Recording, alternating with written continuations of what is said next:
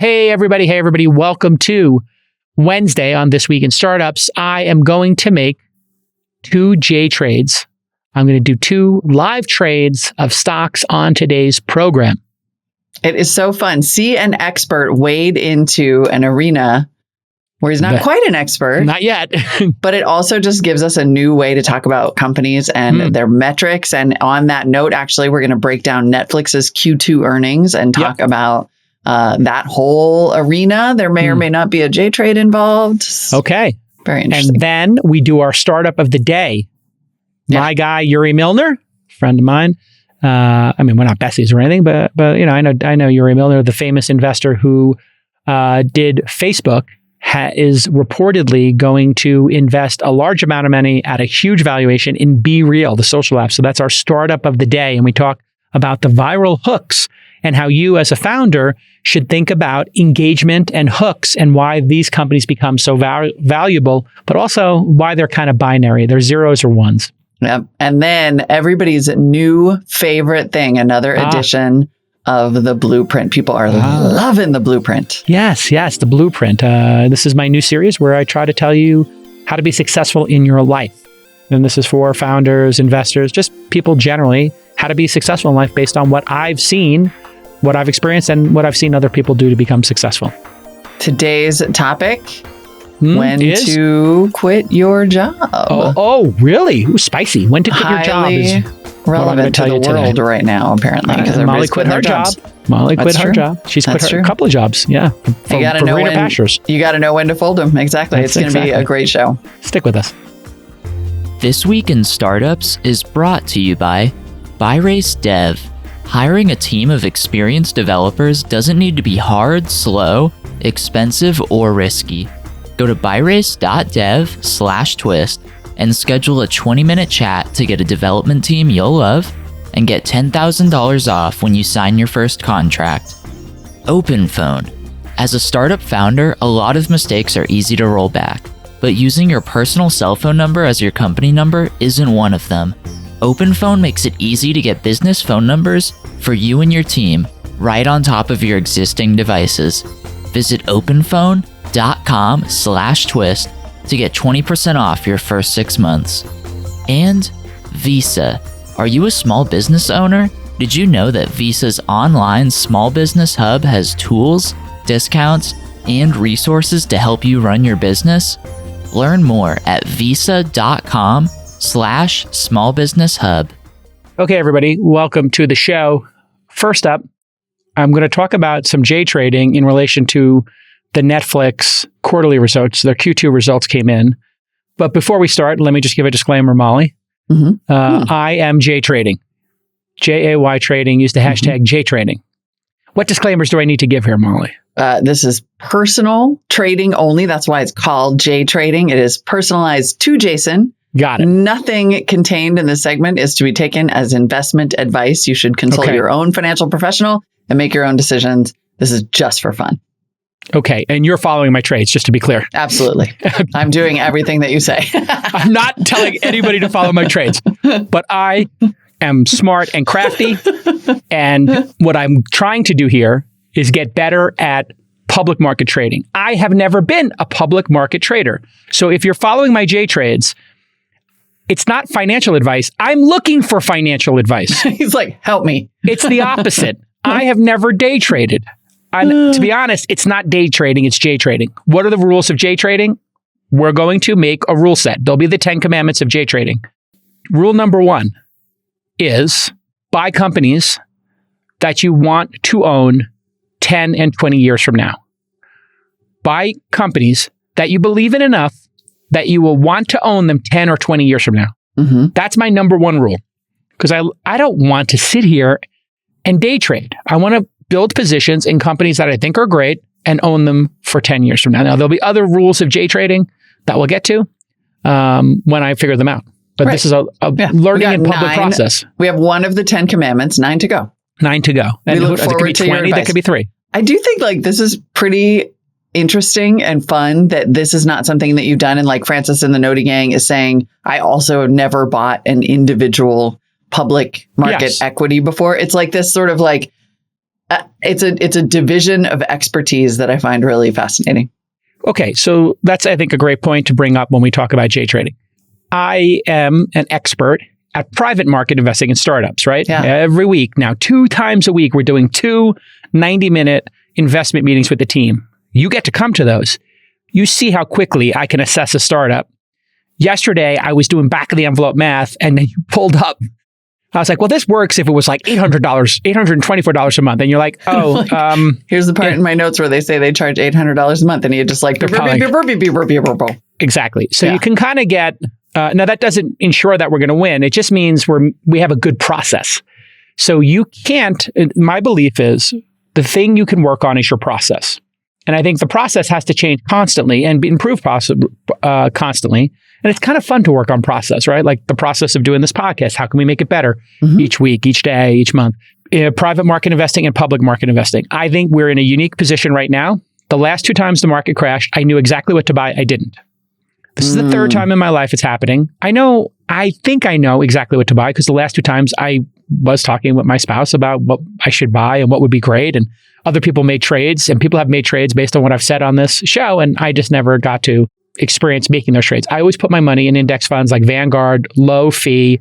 And I believe that's the best way to invest. I believe the best way to invest is use like Wealthfront and to do index funds if you don't have time. But I'm going through these with you, an expert as well on markets every day. So I feel like it'll make this more interesting on the pod if I place a bet. I think it'll make it more interesting if you place a small bet too. I'm not pressuring you to make small bets, but you could drop a 0 off my bets. And I mean, I will say add 0. Sure. Drop a 0. I didn't say add a 0. No. I'm saying I'm laughing. I'm going to put $1 million to work. You can put 100,000 to work. Ironically, let me ask you this. I do own individual equities. Like interestingly, I have a dual, thanks to my financial advisor. Like we have a 3-legged strategy, which is like there's, it's mostly index funds. Got it. There are individual equities, and we're all about cash. Like, cash reserves. Basically. But so like, I think it's sort of funny because like we talk a lot about individual stocks. Yeah. In my world with my guy. Perfect. So this will be great to keep this conversation going. I'm excited to compare like as you, like, for example, I own one of the things that you bought today. And great. That's good. We have a good discussion about it. So I think it would be cool. If we discuss those. And I'm looking for the audience. So if you're listening to the pod, I'm Jason at calacanis.com for life. That's my email. You can email me what you think of my trades. Please tell me if I'm making a stupid trade because I can reverse it. That's the nice thing about this is I could sell the shares and I'm not going to be bashful about this. And I'm going to publish on a Notion or Coda page or whatever each trade. And so we'll have that. So we're going to make this very public so we all learn. I bought 1,500 shares. The first J trade number 1 was Stitch Fix. I bought my Stitch Fix, and here is my Stitch Fix position. I saw Bill Gurley had done an insider trade because I think he's on the board of Stitch Fix, and he bought like 1 million shares at $5 and change. So I too bought 1,500 shares at $5.69. And today I'm up almost 6%, and my return for the week since the first J trade is 15.8%. This could have easily been minus 50%. I mean, we know the markets are volatile right now, but I want to announce my first J trade today, which is I put that little bet in last week, and today I put another bet in, which we can pull up the trade. I'm doing the trades right now on Robinhood, but I'm open to a sponsorship here. If somebody has a great platform, I would like to make this a sponsored part of the show. So anybody who's in that space who wants to give support the show and sponsor, I will give them a shout out. I mean, I'm just saying, I already New York Stock Exchange, E-Trade. I don't care who it is. NYSE mug, so like, let's go. I'm all about securing the bag. This is also a hedge. If I can get somebody to sponsor this and I lose 10%, I can probably break even if the sponsor does it. So if you want me to screenshot your app, I'm already a shareholder in Robinhood, so I'm going to do that. But you can buy me here, and I'll make my trades on your platform or do my research on your platform. It's so fun to be here and not on Marketplace. I am a super capitalist. You know what we say in our business, Molly? No conflict, no interest. No interest. Now, my second J trade is in the same company. I decided, You're doubling down. I decided I'd double down. I like Stitch Fix, and so I bought another 3,500 shares of SFix at $6.52. So I am going to ride my winners. So here we go. Hooray.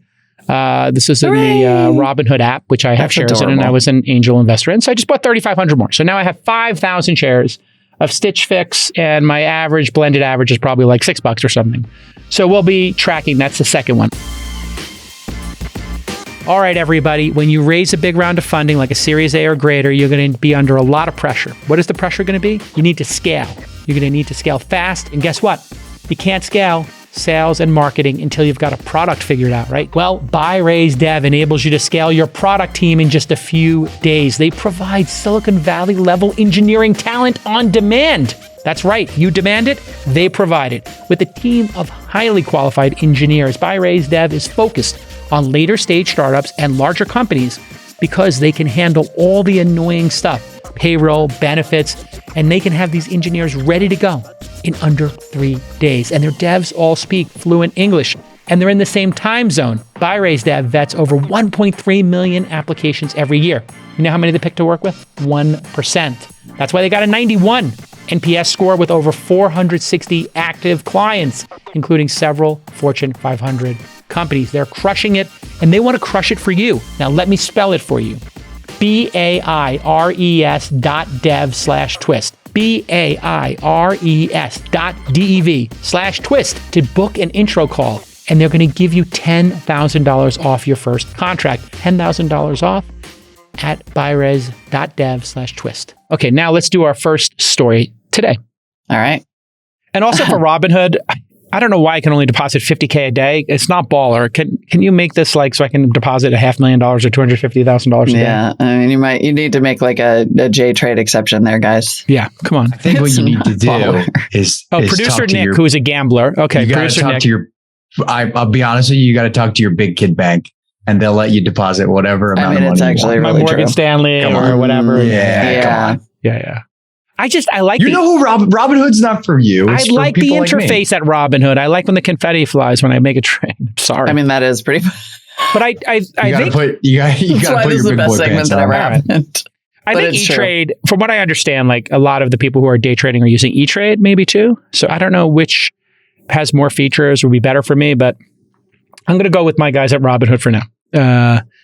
All right. I just need to make it a little more baller, please. Okay, well, on a related note, yes, let's talk about a public market stock.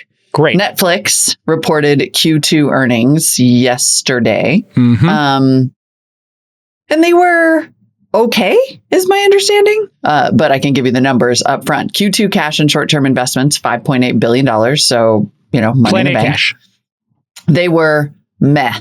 Thank you, producer Nick. Yeah. Results were meh. The stock was up a few percent, but nothing, not a disaster. Yeah, the broader market's been up, right? So this concept of bouncing along the bottom. Yeah, exactly. But the results are a little troubling in terms of subscribers, but okay in terms of revenue. Exactly. So this is what we have to understand here. We got to figure this out. All right. So let's talk about subscribers first, because I think that's sort of the number that everybody was looking for, because they had predicted in Q1 that they were going to lose 2 million subscribers in Q2. They were like, just prepare yourselves and buckle up, everybody. They announced, though, that they lost 970,000 subscribers quarter over quarter. That's still like a pretty terrible number if you're a subscriber-based company, but it's, obviously less than half what they predicted that they would lose. And then they said that in Q3, they expect to increase subscriber count by 1 million. How do they know this, Molly? How do they know in Q1 that they're going to lose subscribers in Q2, but then gain them in Q3? Yeah, is that based on a tentpole film? So this is a J trading question for anybody if they have an idea of how Netflix can predict this, because if you can predict it, can't you like mitigate it or change it? Right. But here's the thing. Q2 revenue is up year over year by 8.6%. So that's a slower growth company, right? We're not talking about a high growth company anymore based on the revenue and based on the total subscribers. So something bad is happening at Netflix. What do we think is the problem at Netflix, Molly? What do you think the problem at Netflix is?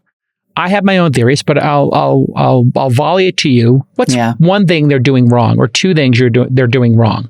I would say there's one thing that they're not doing wrong, It's not their fault exactly, but that's competition. They just have a ton of competition, and the competition is good. And then I think the second thing they're doing is that they're just not, I mean, although they announced that they're going to do this lower priced ad supported tier, I just don't think the content is premium enough to justify the price. And if they lost almost 1 million subscribers as they released Stranger Things, then, the current season of Stranger Things just came out. It's all anybody can talk about. It's probably why they lost 970,000 instead of 2 million. But I just went and looked at my Netflix plan the other day because I'm in a cost-cutting mood, and was like, oh God, I'm paying $19.99 for this ultra HD blah, blah, blah, which no, dropped it down to the middle tier, which is HD. You got off only. the 4K or 2K and you just went to HD 1080p. I just went to HD, and that still is $15 a month. And I was you saved I don't know, man. $60 a year just going to what would look like HD TV versus regular, exactly, 1080p, which is fine. I don't need, I don't need 4K. I don't need F-Boy Island to be in 4K on Netflix.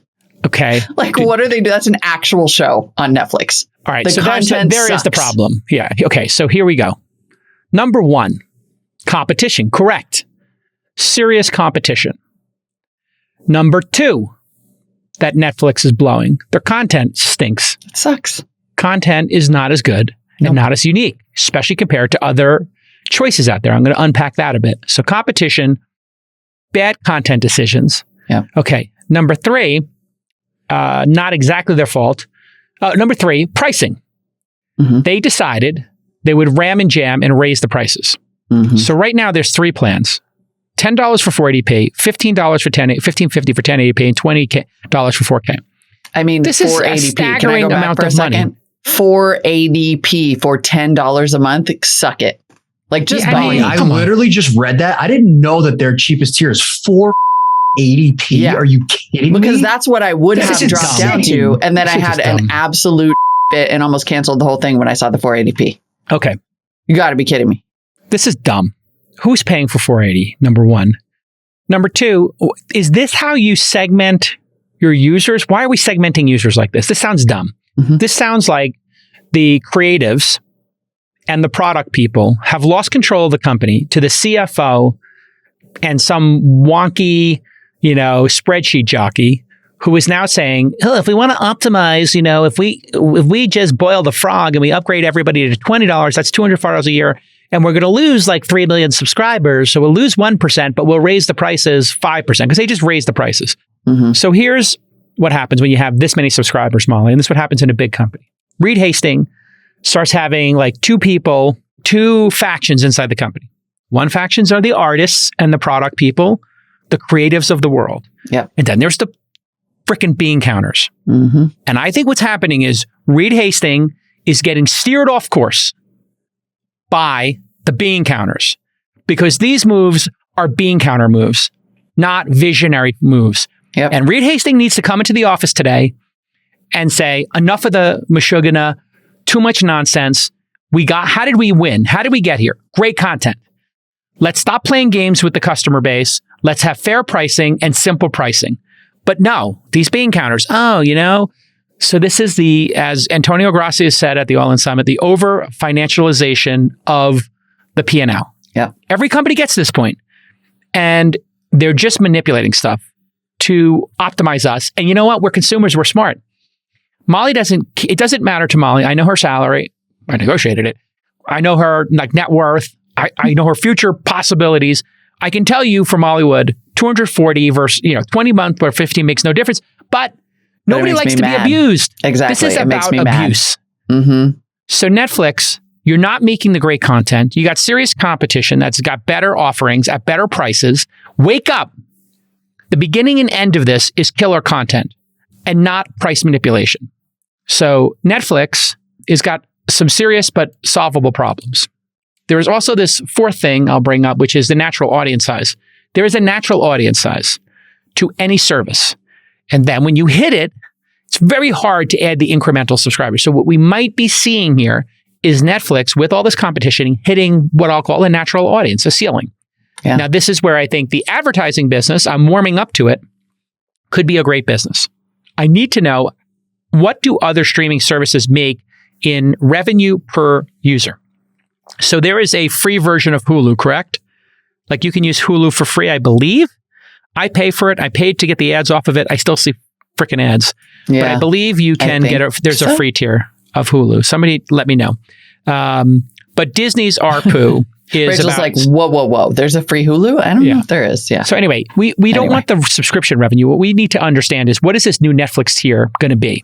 Is it going to be like $5 a month with ads or free with ads?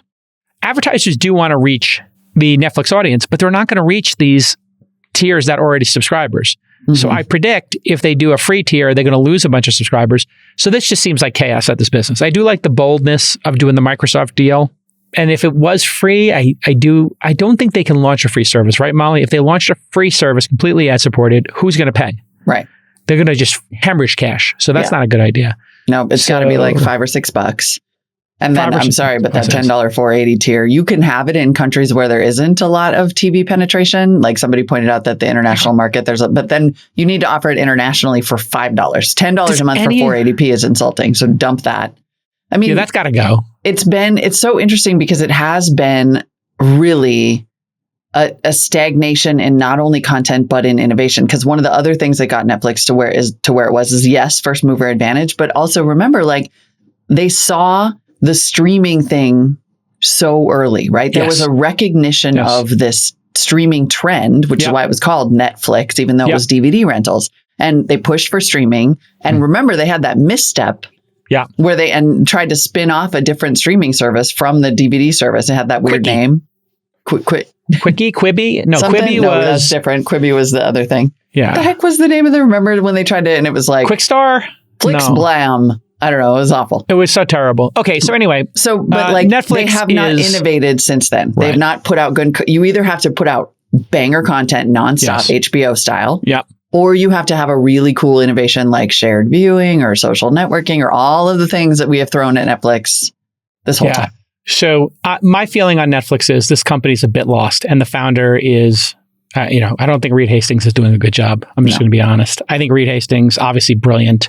It's interesting. But maybe he made too much money, or maybe he's got people pulling him in different directions. But I think optimization probably was the name of the game the whole time. Because actually now I'm thinking about what you said about optimizing for the financials. Like if you think about what we know about Netflix's culture, which is always about optimizing for the best performers, and they've created this like very like murder culture, that I wonder if that is that kind got of them here.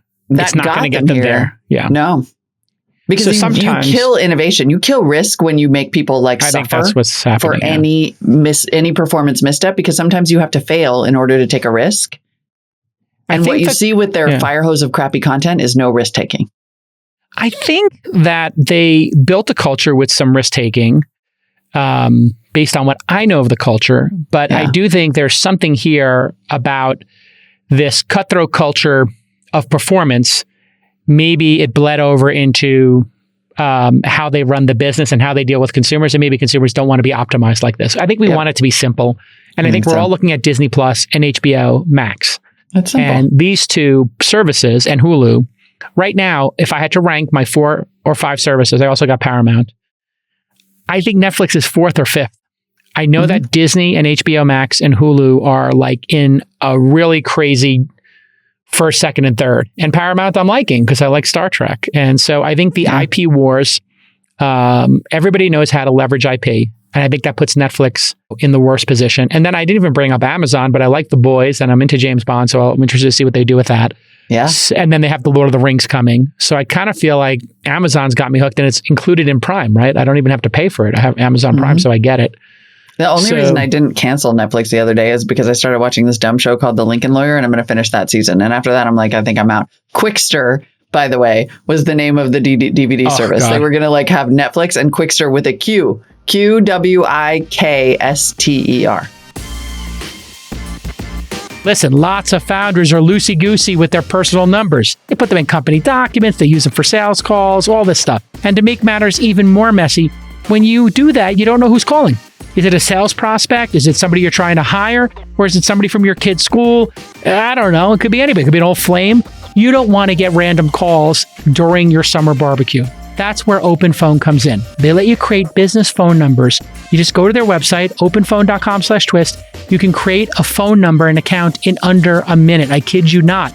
And you give everybody on your team a phone number. Then they download an app and you're done. It really is that simple. You can also do round robin. So we have a general sales call number and it goes from one person to the next, or you can have everybody's phone ring at the same time. First person to pick it up gets the call. That's the way to do it for customer service. This isn't like the old days we have to buy a bunch of hardware. No, this is all done in software.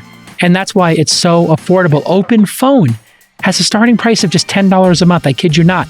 But Twist listeners can get 20% off any plan for the first 6 months by signing up at openphone.com/twist. If you have an existing number, they'll port it over for free. openphone.com/twist. openphone.com/twist. What does HBO Max cost? That's the other thing I'm curious about. So I'm almost talking myself into, Molly, right now, shorting Netflix. Which I don't even want to bring shorting into day trading because that's not my vibe. Went fast. But I'm literally feeling like there is, some hubris going on here with Netflix. And I just want to pull up one chart. And this is what I said on CNBC before Disney Plus even existed. I said Disney Plus is going to catch up and then exceed the number of subscribers as Netflix. I believe that's still going to happen. And here's the chart that proves it. Here we are. Like from a cold start to now, Disney Plus is 140. Oh my God, 140 million. Like they're literally, Disney Plus is the T-Rex chasing the Jeep in Netflix's Jeep in Jurassic Park. Like this object, appears closer. May it be closer, whatever that mirror thing is. Object is closer than it may appear. Yeah, like that T-Rex is about to absolutely stomp on Netflix's Jeep. Netflix is screwed. Netflix is 220 million. Okay. So if they just keep going, yeah. So I mean, you had 10 million, subs a quarter. Netflix is losing 1 million a quarter, whatever. The flip's going to happen, and I think Disney is just getting started. Yeah, that's my thesis. Also, the noties are making a couple of good points. One, never short. Points. Don't short at the bottom of the overall market. Okay, that's a fair point, right? But you could do a put option, says Ali Bear, to take advantage of any downside. We're getting high-level J trading here. But also that people are leaving Netflix for YouTube. And we haven't really even included YouTube in our kind of premium subscription category. But if you already pay for YouTube Premium. If we start to see more specials going there or big creators or big talent doing YouTube specials, I mean, this is time for YouTube to pounce. Well, that's interesting you bring that up because then there's also TikTok taking people's share of screen. So I think the headwinds against Netflix are tremendous. I think the management is doing a terrible job. So Netflix is not my J trade. Yeah. But my second J trade of the day is Disney. So we can pull up my Disney trade today. Now, I am making not a fundamental bet here, because I know that Disney historically has not performed great and everybody loves the stock because they love the product. But I think we're at a unique moment in time here. I'm going to make my claim that in 10 to 20 years, I could see Disney having, wait for it, the first streaming company in history to hit 1 billion global subs.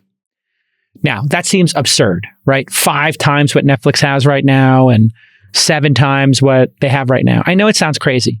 But I do think over time, Disney can charge a very low price and just get everybody on the planet to buy this thing. And I'm talking not just about the developed world. I'm talking about emerging markets and then eventually frontier markets where they could have advertising on it. So Disney is incredibly advertising friendly. Their content spans all categories. And ESPN,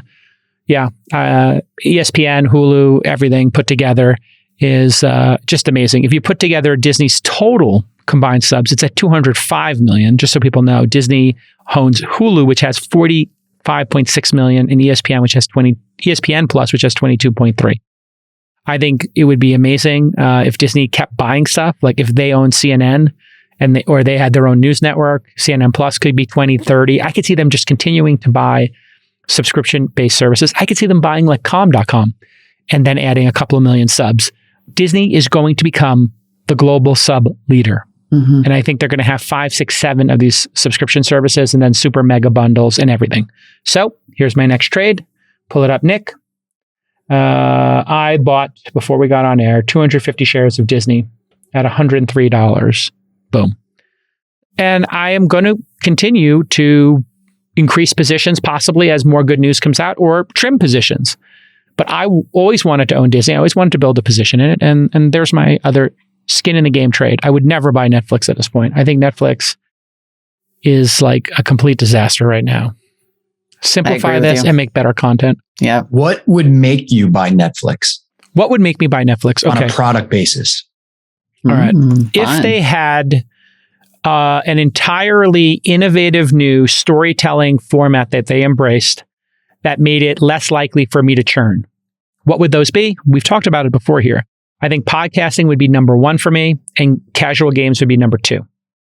If they made an IP purchase that I thought would be accretive, like if they had bought James Bond and whatever the studio was around that, MGM.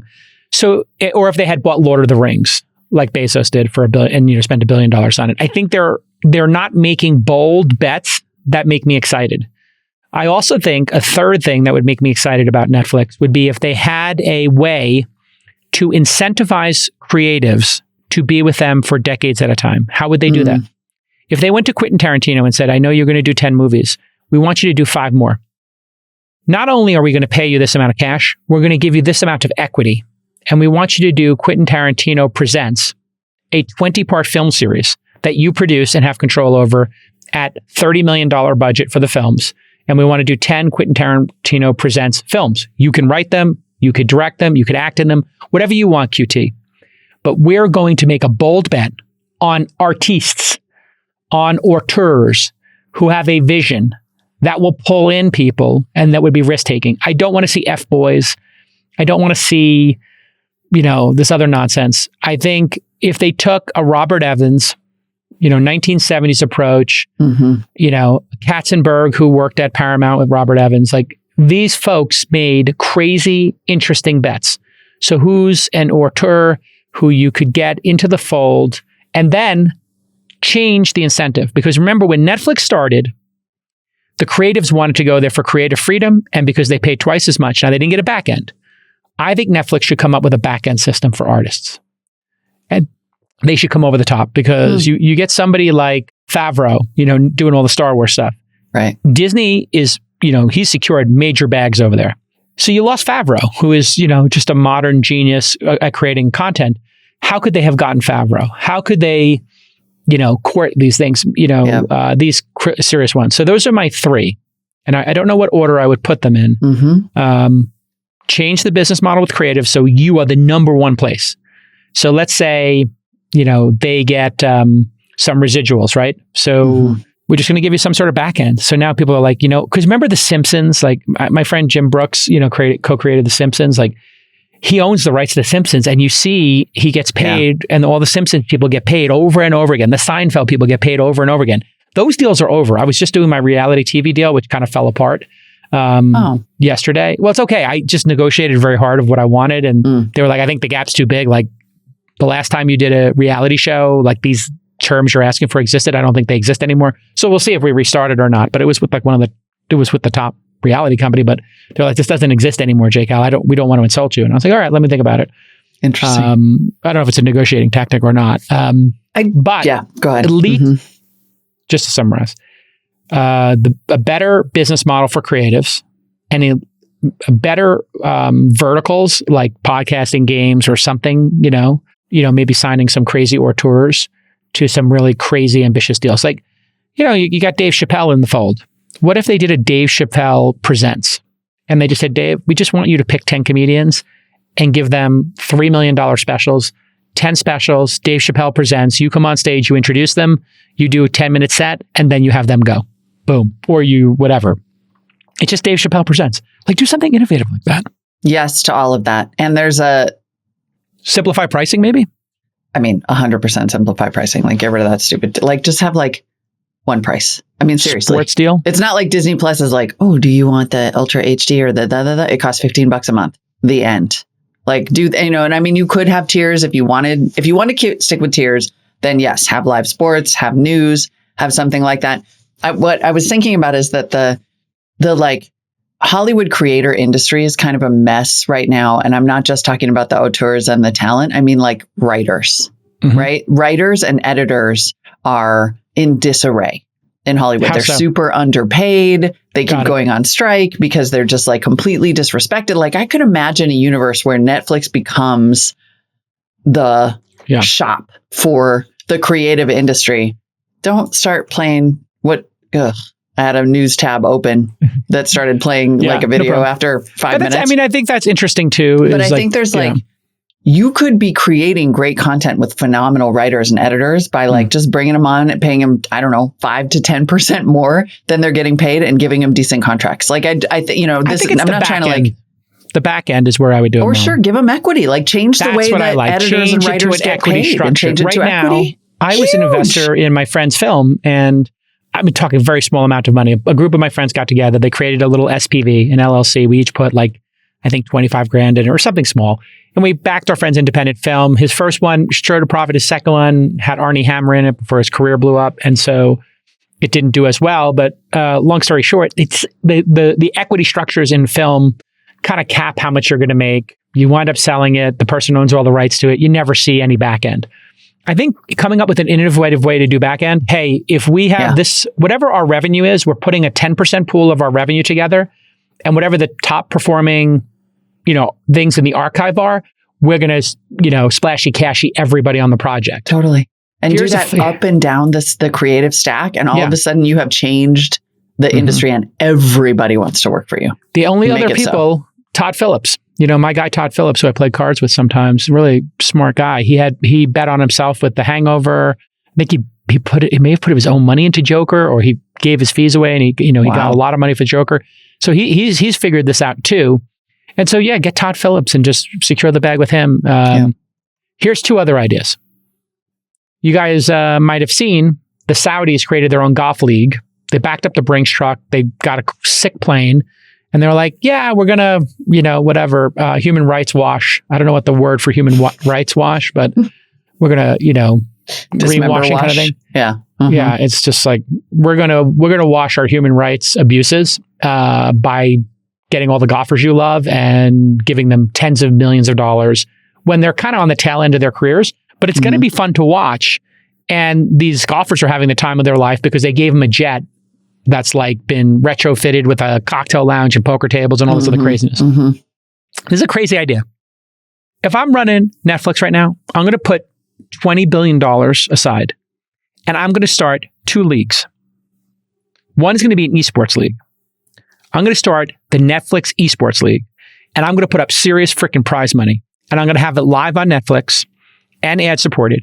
And I'm going to get all these young people to watch StarCraft, League of Legends, whatever your jam is, on there. And I'm going to put serious prizes, like $1 million a week, $50 million a year. And then at the end, another $50 million a year. And I'm going to get all of those crazy video game people to be on Netflix gaming or Netflix esports. And then I'm going to allow anybody who's whitelisted and approved in the e-gaming to stream live. And I'm going to go stick it right to Twitch. Because now I'm an ad-supported business. So I'm going to earmark $10 billion for that. Number 2, I'm going to take the other $10 billion and I'm going to look at the NBA, right? NBA is as good as it gets. And NBA goes from, the urban market to middle America and people who like the Pacers to urban markets where people like the Knicks and the Lakers, and then all the rich people who want to be sidelined in their courtside seats. It transcends all categories. I'm going to take out all the stops and I'm going to create a league for NBA players. Now we have that Big 3 league or whatever that maybe you buy that, or maybe you start your own tournament, and it's in the summer and it's an open tournament and anybody can play in it, and it's got a serious purse. Like you show up with a team of 7 or 8 people. You can only play 8 people. Do something really innovative. It's, X number of minutes. It's got gambling built into it, wagering built into it. And boom, you just pay those people like some serious amount of money to come. You put them up, you do a 6-week tournament or 4-week tournament. It's really exciting. And all these players who are retired or maybe out of the league can play in it. Or I don't know if the NBA players would be allowed to play in it or not. But you could get all the global players and it would be amazing. I think we get huge, July Madness. Let's go. I love it. Yeah. I mean, it might be soccer might be the better one to do. I don't know what would be better, but I would strategically so global, but earmark those two things and then put wagering in.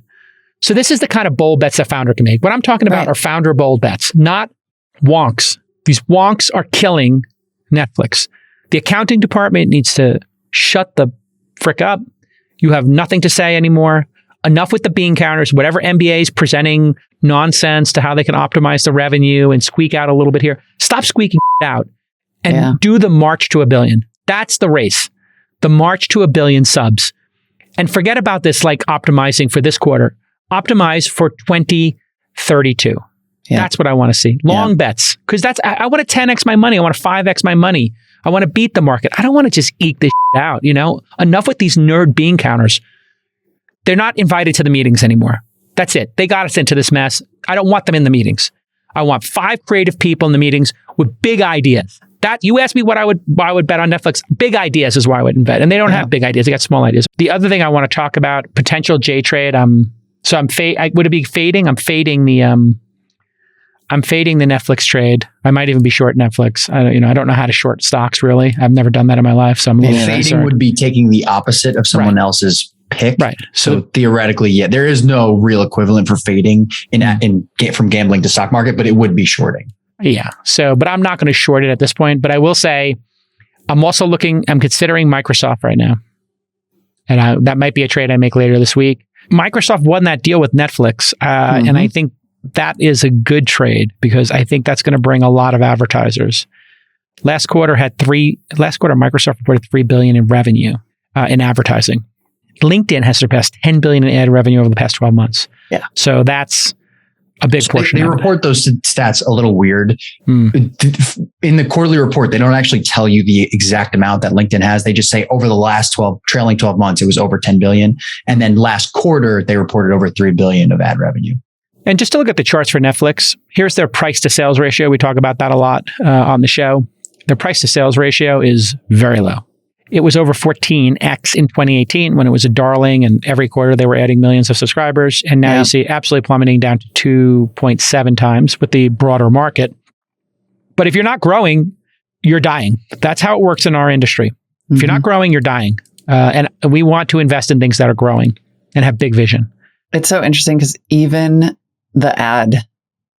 creating an ad-supported tier is, to your point, more tweaking and financialization and optimizing. Like it really is. It's not getting in there. It's more like it's innovator's dilemma stuff. Like we're not really sure. Innovator's dilemma. I liked when they, sorry to cut you off. I liked when they were like, we just don't believe in ads. We believe in storytelling. It's worth paying for. But I think if you do enough storytelling. I'm trying to think if you were in that position, I were in the position, and we were making the decision. If we felt that the subscribers were hitting the natural ceiling of people willing to pay for any online service, and it wasn't us, it was just the nature of some people will pay for TV and some people don't want to pay for TV, then I would say it's a good pivot, right? It's not financial optimization. It's a recognition of hitting that ceiling and needing to extend and get that audience on the platform, right? So, if it was combined with sports and it was combined with my esports, then I could see it being really good. Maybe they're planning that. Yeah. Like what it feels like is a growth pivot, not an innovation pivot. Yeah. If it were combined with any of your ideas, any one of those, then it would feel like an innovation pivot instead of a growth pivot, because a growth pivot feels like smart, but maybe can only take you so far. You're just going to hit another plateau eventually, right? I agree. I own Microsoft and I own Disney. Great. Awesome. You've owned them for a while or? Not that long. Oh, okay. Because, journalism. Journalism. Oh, right. It's very exciting, actually. I was totally like, yeah. Well, I mean, do we see a world where they're not going to be, important companies? Okay, everybody, after the break, we're going to do episode 2 of The Blueprint. Stick with us. Are you a small business owner? Did you know that Visa's online small business hub has tools, discounts, and resources to help you run your business? So, whether you're a business beginner or an entrepreneurial expert, find the solutions, tools, and tips you need to take your business to the next level. Plus, if you have a Visa business credit card or debit card, you can get access to cardholder benefits like Visa Savings Edge, a savings program which can help you save on everyday business expenses like office essentials, travel, and more. When you enroll your Visa business card in Visa Savings Edge, you'll have access to valuable offers, which can help you turn qualifying business purchases made with your enrolled Visa business card into savings for your business. Learn more at visa.com/smallbusinesshub. Once again, that's visa.com/smallbusinesshub. Visa, a network working for everyone. All right, everybody, it's time for episode 2 of The Blueprint. This is my series where I teach you how, as an executive, to maximize your career opportunities, basically how you can become successful. And it's not just based on what I've done in my career. It's based on me investing in 350 plus companies, interviewing thousands of founders on this very podcast, This Week in Startups, and being friends with the most successful people in the world. So today's is a very simple one, which is, when should you quit your job? This is a question I get all the time when people want to start companies or they feel like they're in a dead end. You want to quit your job when you're not learning anymore or you have other opportunities. For me, that's the general framework. Are you getting more responsibilities and learning? And is your income going up? And what should your income go up every year? Well, that's a very personal question. And those two things you can look at as a matrix. If you're learning a ton and your salary is going up a modest amount, that's fine because you're learning a ton. You're investing in yourself. So this is what working at a startup really on this matrix means. So if you were to make a matrix, on one side was how much you're learning, 0 or 10. 10 being you're learning everything you can. You can't believe how much you're learning. You're sitting next to Bob Iger or Jeff Bezos or whoever it is, and you're just a sponge learning everything and building your network. Great. That's a 10. Most jobs, you're probably learning 3, 4, right? You're on a 3 or 4 setting. Every couple of weeks, you might run into some new software or you might meet somebody interesting or your boss gives you a new project. Some places have incredible comp, like you're a salesperson. So let's say you're a sales executive, you're selling SaaS software. You're not learning anything. You're a great sales executive. You're on like a 1, but you're on a 10 in terms of making money because the company's booming. You're selling Salesforce, in the boom years, or Oracle when it was growing, or Slack when it was going gangbusters. Man, and just every year you make 20% more money, 30% more money. It's just, you can't believe it because you built a book of business. Okay. You put yourself on that matrix. If you're on the top right, you're growing money. Your salary is growing 7, 8, 9, 10, and you're learning 7, 8, 9, 10. You're not going anywhere. You're at Google during the boom years. You're at Facebook or Uber, working for Travis, Larry, Sergey, Zuck, and your stock options are becoming worth more money. Your salary is going up some amount or some combination of those two things, and you're learning. Don't get off the rocket ship. Now, if you're at Facebook and it's 2020 and the company's got headwinds and you're not really learning anything, but they're paying you extra money, sure, you could stay for the bag, but I wouldn't do it because life is precious and you have to make those decisions. So let's say you do make the decision, hey, you're quitting. Let's say you've made that decision. Your salary is going up, 3 or 4% a year. You're not getting any carry share that's growing. You're not getting any equity that's growing. It's flatlined and you're not learning. They pigeonholed you. You're good at one thing. They told you keep doing your thing, stay in your lane. It's time to leave. You've made that decision. On the matrix, you're a 3 and a 3. Okay, it's time to go. You want to do it correctly. Now, there's a couple of things you just want to go through this checklist and make sure. If you were thinking about developing a new product or service, you got to make sure, and you should know this now, that any IP that you make while working for another company, they could have a claim on, especially if you use their equipment or you do it during their time. And this has happened many times in history where somebody was working at Google and they didn't get an IP carve out. This could be a podcast. This could be a piece of software. It could be a conference. You did that while you're working for another company, they could have a claim on it. So that's why you go to your boss and say, hey, I'm doing a side hustle project on the weekends. I started a podcast. Can I get an exemption from my IP assignment that you don't own this? And then you have a really, honest talk with your boss. If your boss is a jerk, they might be like, I don't want you doing that. And then you have to make a decision if you're going to leave or not. Or the boss might be like, hey, I would like that to be part of what we're doing here at Inside or Launch.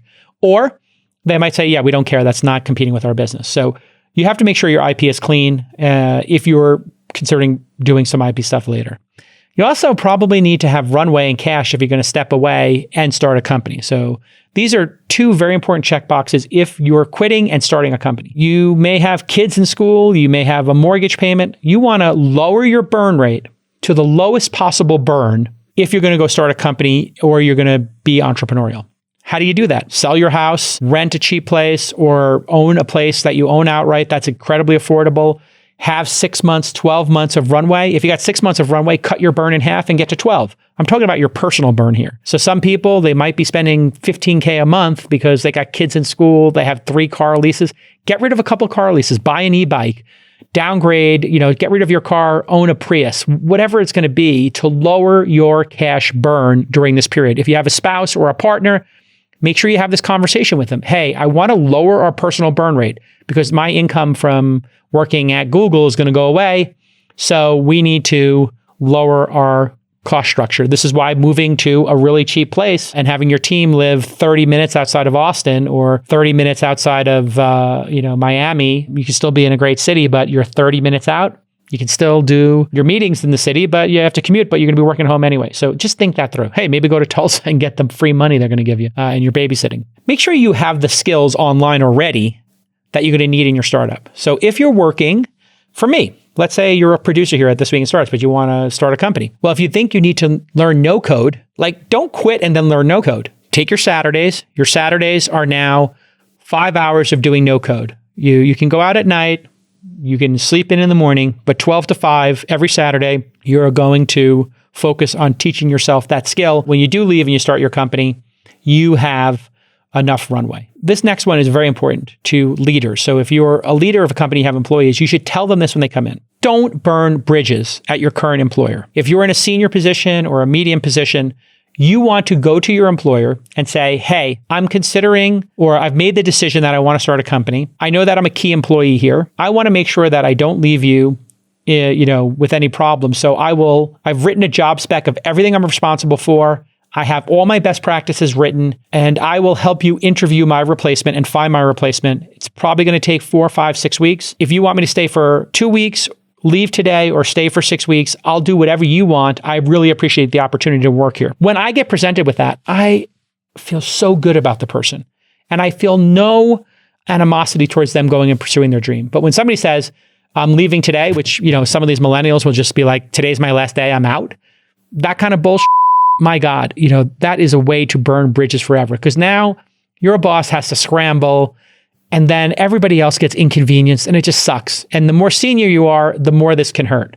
Now, if you're a junior person, you can just say, listen, I'm going to give 2 weeks notice. Do you need a third or fourth? I can do that. And you just say to your current employer, because the current employer might be putting pressure on you, we need you to start in 2 weeks. You just say to that current employer, listen, I'm going to give my current employer 4 weeks because I know you would want that opportunity as well. I don't want to leave them in chaos, but I'll tell them I would prefer to leave in 2 weeks, but I'll give you up to 4 if you need it.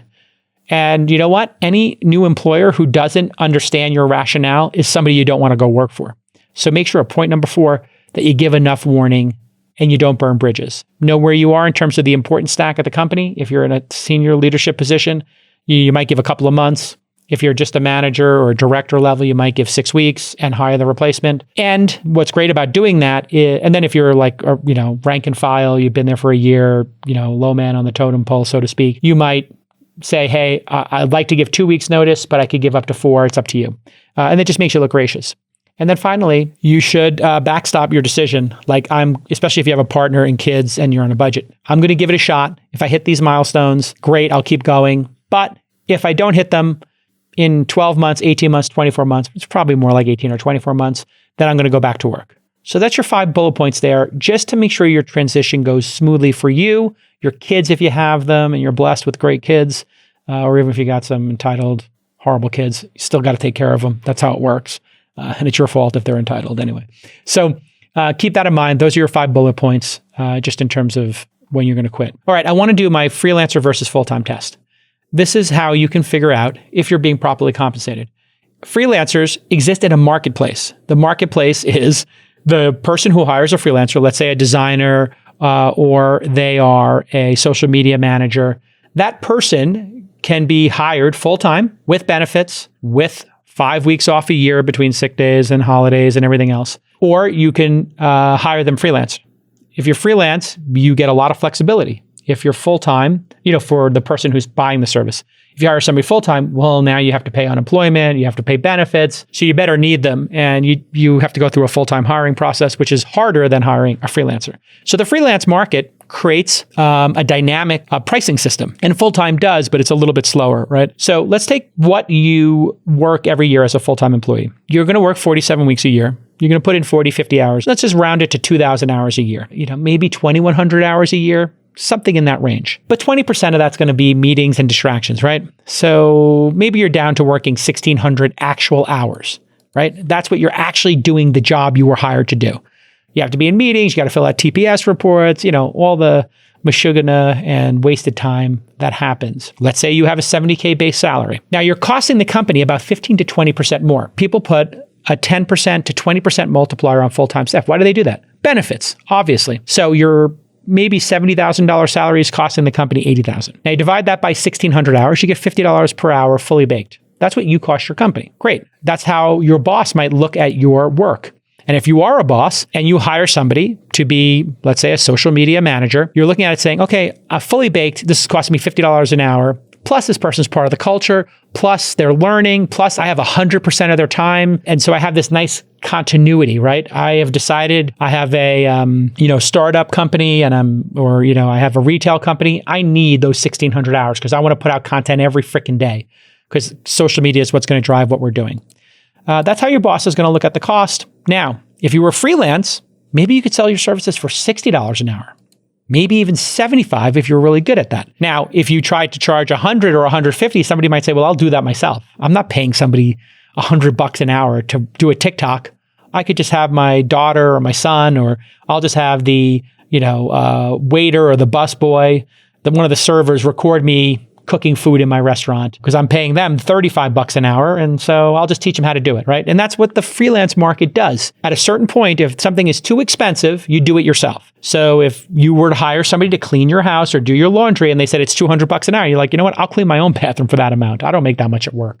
And that's why the freelance market finds an equilibrium because of competition. That's what's great about capitalism. Okay, but let's say you choose to be a freelancer and you think you can get 60, 75 an hour. Well, now you have to prospect and get clients and you have to manage clients. Let's say it took 25 hours to get each of 10 clients. That would be realistic. You got to go pitch 10 people to get one to sign on. So you pitch each one. It takes 2 or 3 hours to pitch each one and you get 1 out of 10. That means you're spending 250 hours a year finding and managing your customers. You may have to spend, let's say, 2 hours a week running your small business. You got to check your email, you got to check your accounting, all that stuff. That's another 100 hours a year just to run your small business. So if you're working 2,100 hours a year, as we said before, you're going to take, as a freelancer, you're taking 350 hours off the top to manage all of your people. And then maybe that leaves you with 1,700 billable hours a year, 1,750, whatever it is, right? Now, if you can bill that at $60 an hour, you got 105,000 potential billable hours. Okay. But how many of those hours are you actually going to fill with client work? And this is where the rub comes in. Maybe you're going to fill 60% of them, 70% of 80%. Who knows what your optimization is? Sometimes you're a great freelancer. You got too many customers, right? And you're turning them down. In which case that $105,000 number might be true in year 2 or 3 of you as a freelancer. But now you got to pay your benefits and you spend $10,000, $20,000 a year on that. And now you're back at $75K a year, almost exactly what you're getting paid to be a full-time employee. So here's what you want to do. You need to run this test and see if realistically you think your salary and what you can make as a freelancer is worth doing and worth going through all the pain and suffering of having to manage customers and clients. And so, if you have people begging you for your services and it's, I would say 3 times more than your hourly rate, as I did the formula here, if it was 3 or 4 times the hourly rate, you might be able to make a go at being a freelancer and have to deal with customers and them arguing with you about the bill and asking you to take 2 hours off, which, by the way, is what lawyers do. And so lawyers who work and they bill out at, $800 an hour, $2,000 hours a year, it seems like it's a lot of money. It could be, but then sometimes you just want a job that's easier when you're in-house counsel and you don't have to put in 2,400 hours a year, et cetera.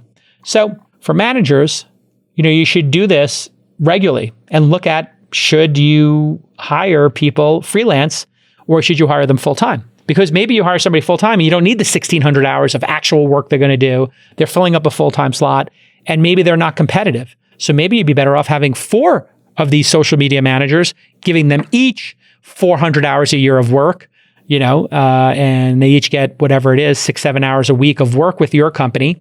And then you drop the weakest one and give their hours to the top one, right? You can have a more dynamic competition and more redundancy and more swings at bat in terms of, how good they are. And this is why people will outsource their legal work. They might have somebody who does really great IP work, somebody else does great corporate work, somebody does litigation, and you use a mix of freelancers depending on what you need at that time.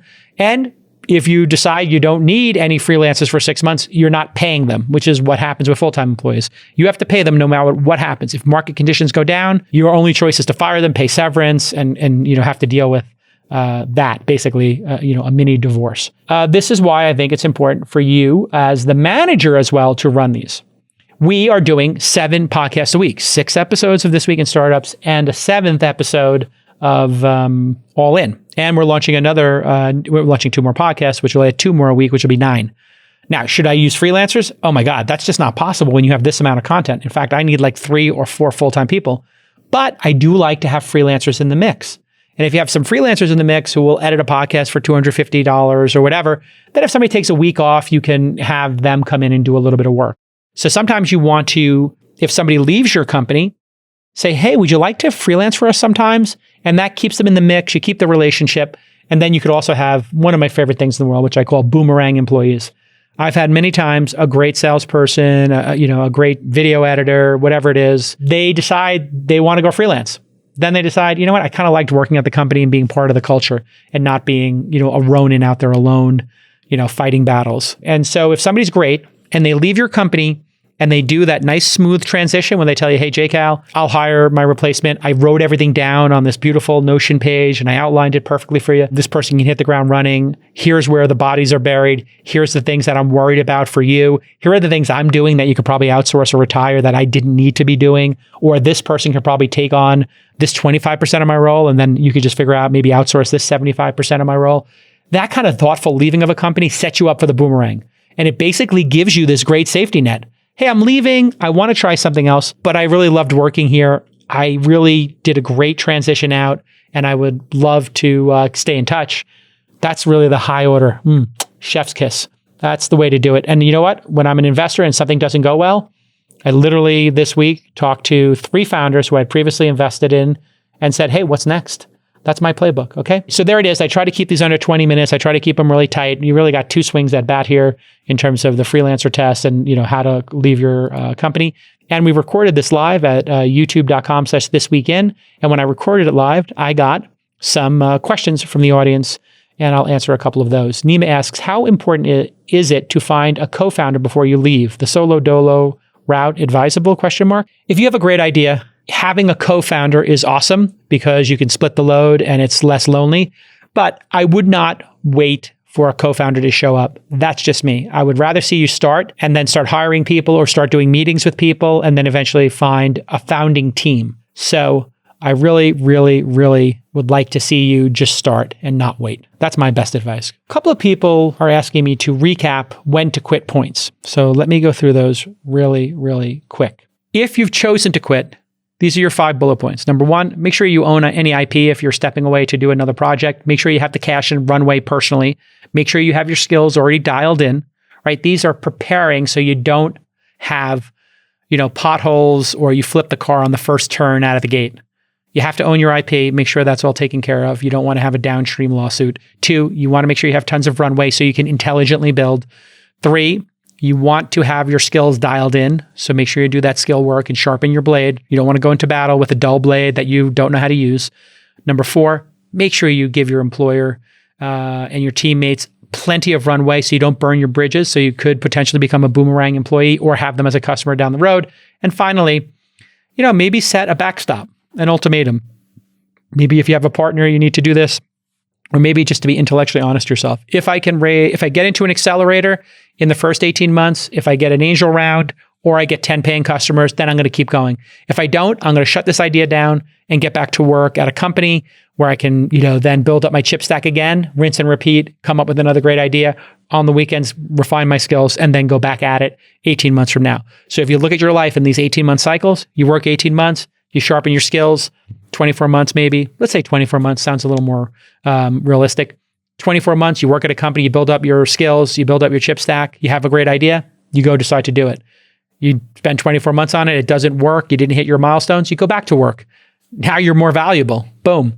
You get a better salary, get more responsibility, you sharpen your blade, then you take a second swing at it. This will give you the ability to kind of manage your own psychology and your own burnout, because the startup will be burnout. And here is a simple matrix. If you're learning and you're growing your salary, if you look at the top right-hand corner, man, you're learning a lot and you're getting paid well. That blue zone, boom, perfect. Stay there. Don't go anywhere. The yellow zone, the top left quadrant, man, you're learning a lot and you got modest pay. Stay there. It doesn't matter. You're learning. If you're not learning and you're not getting paid well and your pay's not growing, well, why are you there? The bottom left is obvious. Quit. The top left is obvious. Stay. And then the other two is really your station in life. The worst station is that red zone, modest pay, not learning. The best place, great pay, learning a lot. That's your ideal situation. Now the green zone, hey, listen, you're not learning, but you're banking a ton of money. You're that sales exec or whatever, or you're doing accounting, but you happen to be the accountant at Google and you were the first ones, or your stock options are going up. Secure the bag, right? Do it for your family, do it for you, build your chip stack. You're not learning, that's fine. Do stuff on the weekend to learn, to supplement, to keep yourself intellectually engaged. And then in the top left, this is a startup zone. You're not going to get paid a lot, but you're going to learn a lot. I like people being in any of these three zones, depending on what your goals are. And then the amount of time. I think you stay in the yellow zone 2 or 3 years, the green zone 2 or 3 years, the blue zone 5, 6, 7 years. If you can get on a Google and stay there, man, when you get that second equity grant, in your first 4 years, and that could be really accretive, and your learning could be amazing. You could have great positions. So there it is. That's the learning versus compensation matrix. Okay, that's it for episode 2 of The Blueprint. Stay tuned for part 3 next week, where I'm going to cover how to build and leverage your network, which is my specialty. Okay, that's it for episode 2 of The Blueprint. Stay tuned for part 3 next week, where I'm going to cover how to build and leverage your network, which is my specialty. Okay, let's get to our startup of the day. Who's our startup of the day today, Molly? Startup of the day, I think, is so interesting because we've been talking about this app for a long time, and then all of a sudden everybody stopped talking about this app, and now this app is back. BeReal. Okay. The photo sharing app, BeReal, which was like all the rage for a minute, and then I stopped. I think Rachel might have stopped. However, it's back. On Monday, BeReal became the #1 free app in the iOS App Store. Okay. According to the research firm Apptopia, it's been installed 20 million times with 330,000 downloads on Sunday alone, and evidently is raising a Series B. That's the big news today, is that Yuri Milner, who famously invested in Facebook when everybody else thought it was worth $6, $7, $8 billion, Yuri Milner came in and he said, hey, I think it's worth $10 billion, because he had seen all of the international growth of social networks, like local ones in Russia and other places. And he came over the top. And what he had actually done was he offered the common shares employees. This is when Facebook was in the dumps and, the market was a little troubled. He offered a $6 or $7 billion valuation for common shares. And then he offered a higher valuation and beat all the venture capitalists in Silicon Valley who thought the valuation was too high. They didn't know that he had done a blended deal. This is one of the greatest trades in the history of Silicon Valley. So he said, everybody else is offering, I'm just making a number up here, but this is kind of the range it was in. Everybody else is offering $7 or $8 billion valuation for Facebook to buy primary stock, preferred shares, the top class of shares. I'm going to offer the employees $6.5 billion. I'm going to offer Facebook Zuckerberg $10 billion. So he gets the headline number of the higher one, but I'm going to buy more of the common than of the preferred, and then I'll blend my position, and I'll actually be paying the $7 or $8 billion that the other VCs are willing to pay, but I'll beat them in the deal. And that's something that Masayoshi-san also did when he bought SoftBank. When SoftBank Vision Fund bought Uber shares, they bought some primary shares from Uber at one price that I think was pretty high, and then they offered not like that dramatic, but maybe it was 10% less, I think, for the common shares of Uber, which I took advantage of. So that was the trade. And so he made his money, I think well over $10 billion if he held his shares in Facebook, because he owned a couple of 3% maybe or something like that. I think Yuri Milner had gotten 2 or 3%. So this is back to his playbook. And Rachel, by the way, would like to know she most certainly did not stop using BeReal. She's still there. Got it. So they're saying that DST Global, which is Yuri Milner, and he's a great investor, they're saying the valuation will be $600 million. In June, A16 Excel led BeReal's $30 million round, valuing the company at $150. And it was launched in 2020. So in 2 years, this company has become worth $600 million. This is what happens when you catch lightning in a bottle in the social networking space. Yeah. And there's 2 reasons why these companies get valued this way. There's 2 really important reasons. Right. Yeah. No, I got it. What would be the 2 reasons? These are the 2 reasons I think they get valued so ridiculously. I assume because they have growth. Virality. Virality, right? Just straight up virality. When you hit virality, it is unstoppable. Yeah. And so I think Yuri Milner has determined that this company has hit virality and it's going to go straight to, 100 million users or something crazy like that, because he's seen that movie before. Virality is number 1. There's a very specific number 2. Because they say so? 2 is because these just makes companies its own market? Get bought and go public because of that virality. Yeah. So if you look, you had a business-to-business company that was viral, Slack, got bought, and went public and got bought. You have Snap, went public. You have Twitter, you have Instagram, got bought, was going to go public. You got WhatsApp, got bought. When things go viral like this, LinkedIn went public and then got bought. I think that was the order of events, right? Because it was a public company when it got bought. So you have this, these companies, because they're high growth, just like we were talking about Netflix being low growth now, 8% growth year over year and subscribers going down. Markets like both VC, private and public markets love growth. They love growth. And so that means even if you pay a little bit more here because it's doubling every year or tripling every year in user base, quadrupling every year, which these things can do, it's a pretty great bet. So growth cures everything, and that's what these things do. Maybe you could explain to people how it works. I know. I'm literally looking up why it's popping again right now. Well, and got a little distracted by it. Okay, so it's interesting that it's viral at all. So the way that BeReal works is that you get a notification, at a certain time every day, not the same time every day. You get a random notification that's it's time to be real. And the theory is you're just supposed to stop what you're doing, take a picture in that moment of your real life, like what you're doing. You can't see any of your friends' posts unless you post. Right. And that's it. It's pay to play. You have to participate in order to get the benefit of seeing your friends' stuff. And the front and back is really interesting. So it's a little more authentic, right? You get this. Exactly. It activates both cameras at the same time. So you can sort of flip them if you want, but you could, the way you might manipulate it is to choose to have the front facing be primary. But yes, you get a photo of what's behind you and what you're looking at, more your face reality, right? And what you're looking at. So more reality. I will be honest and say then part of what happened is I was every single picture is just me and my computer screen. And it got a little but it's pretty. It's nice when you're out in the real world, I'll say, because, I like to take a picture of my food. If you're one of those food photographers. So now you get yourself and your salad, or you're taking a picture of the mountain, you're skiing or you're mountain biking. Now you got a picture of you and the other, what's going on in the mountain. Or if you work for me, you've got a picture of your desk and you're frowning because I've just put 20 things on your punch list. It's always that. I'm kidding. But yeah, it's always just me being damn it, database. It's the same. I don't know. I mean, I really liked it for a while. I'm very curious to see. Apparently, people have I think enough people have caught on that what's one of the things that's making it more viral is now people are making memes about it. So they're taking historical photos. There's one. Oh, that's hilarious. And so Can they're we saying see those? Sir, it's time to be real. Here, I'll drop them. They're all, there's a couple of them in this Verge article. They've got that's hilarious. A post at the end of Call Me By Your Name, it's time to be real. And then it's front, I didn't watch it, but it's, front facing camera version, kid crying, and then some stuff on fire. So they're turning it into, or during sex, oh my God, babe, it's time to be real.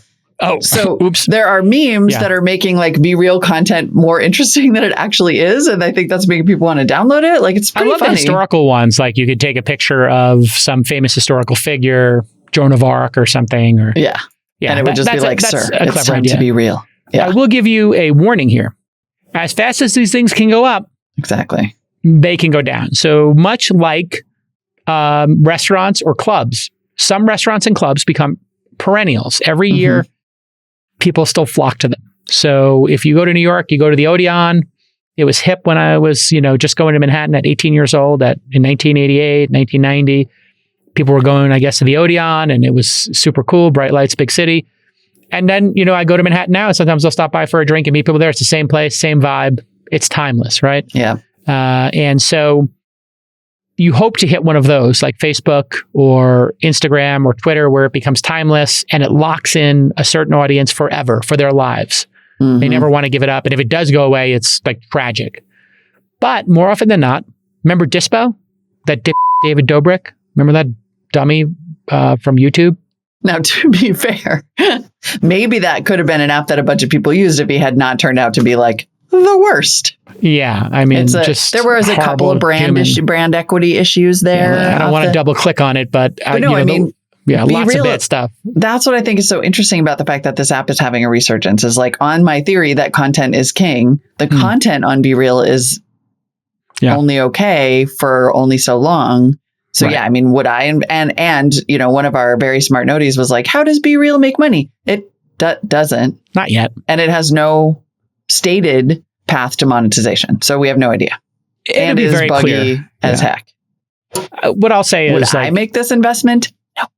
Yeah, I mean, if there are a certain group of people who love to make these investments because they're very binary. Either it becomes huge and you make 50, 100 times your money, or you lose it all. If you lose all your money investing, you know exactly what you're going to lose. So if you put in $20 million, you lose 20.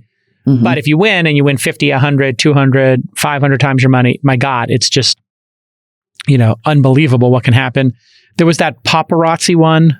Benchmark led that one. Locket was one. Which then put Locket put all your photos on. It put your Locket's device was it put all the photos on a widget on your home screen. And then you remember the David Dobrik one, Dispo, which was actually clever. You take a bunch of pictures with like this disposable camera interface, and then the next day, I guess you get a roll of them, so you have that experience of opening them up. These like little devices are kind of fun, and that's really what you're looking for in one of these social networks. Is you come up with a new content format or a device that drives virality and engagement. It's an engagement kind of trick, and so. Filters were one engagement trick. Remember the streaks on Snapchat? Some people were just using Snapchat because of streaks. I have this 1,000-day streak where I chat with my friends. That was another one of them. So for founders who are listening, it's great to study these things, and then it should inspire you to come up with a really amazing device. And so like J trading is like a little device here for this podcast. Like if you're into trading now, maybe I get some portion of the trading audience to come here. Like I would really like some trading people to explain to me shorting and puts and calls. Eventually when I get 10, 20 trades in, explain to me how I would do one of those. So, because I've never done them and I'd like to learn that. So, Are we done here? Well, it also kept showing up. Yeah. I think we're good. We have a bunch of stories we didn't get to today. So just for, the rest of the week's docket, we are going to talk about PitchBook's US Venture Monitor Q2 data. So the Q2 data is out. I also think Crunchbase's data is out. I think they're like both competing to get us to cover their data. So maybe we'll compare them and see. Crunchbase just had a raise too. Oh, did they really? Oh, that's very good. Yeah. And then Google Glass, which launched, I think, 8 years ago and got people beat up in bars for obnoxiously taking pictures of people without their knowledge on dance floors. They're going to, according to the information, start testing new AR sort of glasses. So we'll get the details on that out to you tomorrow. And we got Lon Harris coming on. We'll talk a little more about the streaming. And we got to pick a show. We need your help picking a show. Because I tried Westworld. I'm sorry, it's unwatchable.